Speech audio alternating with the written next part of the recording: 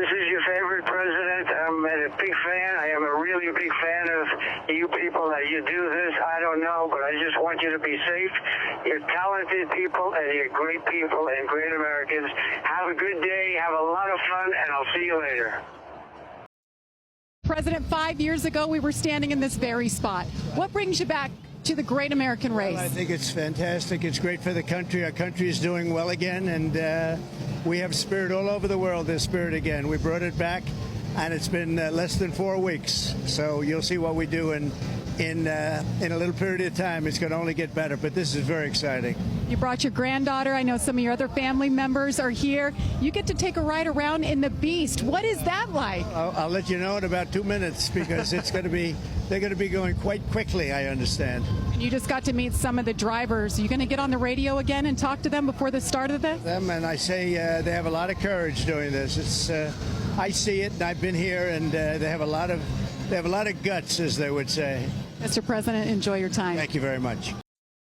Opening lap in the Beast, leading the race cars around the track here. Talking to some of the people in attendance here, this is obviously a very pro-Trump crowd, so he was incredibly well received. There was a lot of MAGA hats in the audience.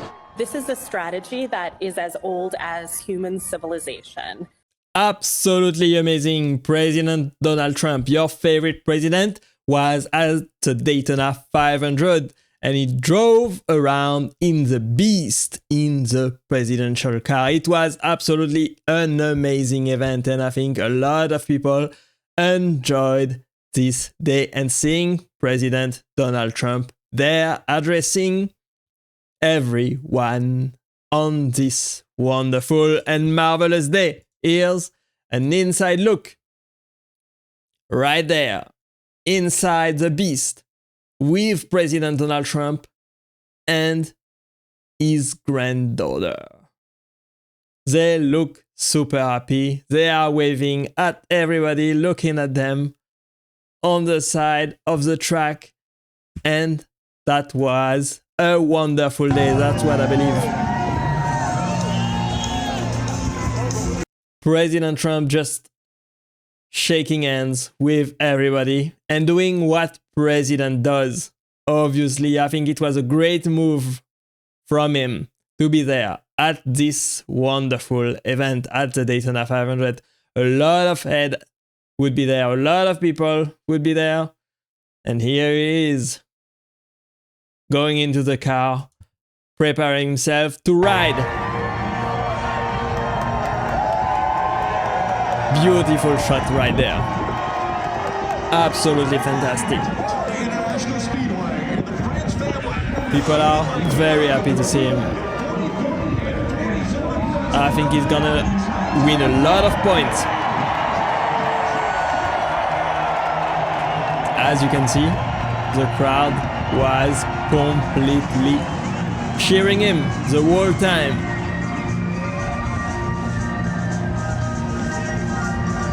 A complete stadium full of people cheering for Donald Trump. They are very happy to see him there, I believe so. Just look at what an entrance he made that day. On Air Force One, his presidential plane, flying over the Daytona track. People looking at him, absolutely astonished that their favorite president would do something like this, flying on board of the Air Force One over the Daytona track. Absolutely amazing. I think it was a great move.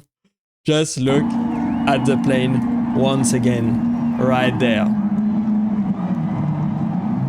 Beautiful United States of America.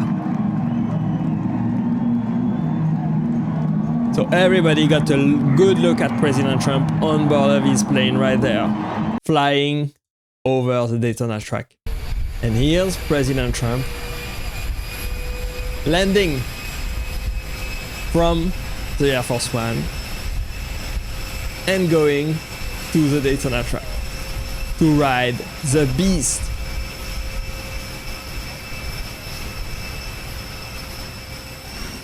People were very, very happy to see him, and for good reason. It's not the first time that he did this. I believe he did this as well at the Daytona 500 in 2016.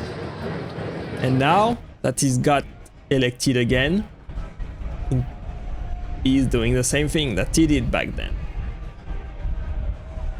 And as a president, I would do the same thing. Honestly, I think you gotta show up at any event where there is a lot of people. Especially supporters, the people that voted for you, the people that elected you. And it's your job to be there, to observe the event, to pay a tribute to the drivers and to your supporters as well. They want to see you, you work for them. The president is working for you, for the American people. And let's hear him taking a couple of questions. We're moving along. We're trying to get a peace with Russia, Ukraine, and we're working very hard on it.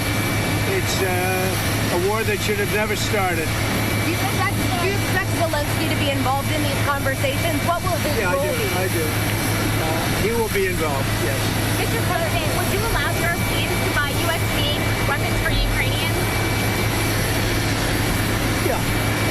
Zelensky said today that Russia is going to wage war on NATO. Do you agree with that? Do you have any concerns about? No, I don't agree. Not even a little bit. But President Vance said that the United States would potentially take military action against Russia if they won't come to an agreement. Do you agree with that stance? I don't know if that's what he said. I don't think he said that. Based on your conversations with President Putin, what do you think he wants ultimately in Ukraine? I think he wants to stop fighting. I see that. We spoke long and hard. Steve Witkoff was with him for a very extended period, like about 3 hours. I think he wants to stop fighting. They have a big, powerful machine. You understand that. And they defeated Hitler and they defeated Napoleon. You know, they've been fighting a long time. They've done it before.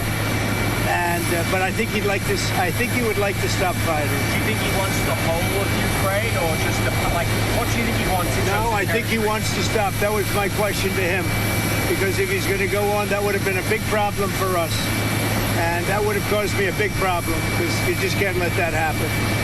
I think he wants to end it, and they want to end it fast. Both of them, and Zelensky wants to end it too. When do you think that can actually happen? When do you think the fighting can stop? Well, we're working to get it done. I mean, you know, it's too bad it started. It would have been a lot easier to end it before it started, right? But it started because we had an incompetent president that he didn't know what he was doing. That should have never started. That war was so easy to stop. Remember this, that under Bush, they took a lot. Under Obama, they took a lot. Under Biden, they're trying to take the whole thing. And under Trump, they took nothing. Nothing was gone. Not even a little bit.